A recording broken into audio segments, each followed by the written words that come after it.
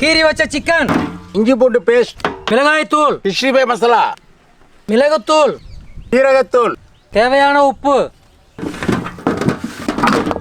கடலை மாவு, அரிசி மாவு, மைதா, இஞ்சி பூண்டு சார், மிளகாய்த்தூள், பெருங்காயத்தூள், தேவையான உப்பு, தேவையான தண்ணி,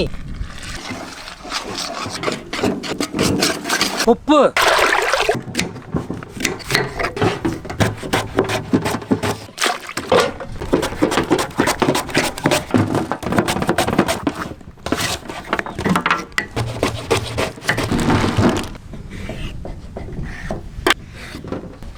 பிரெட், ஆப்பிள், மிளகாய், கத்திரிக்காய், வாழைக்காய், உருளைக்கிழங்கு, வெங்காயம், கடைசியா சிக்கன்.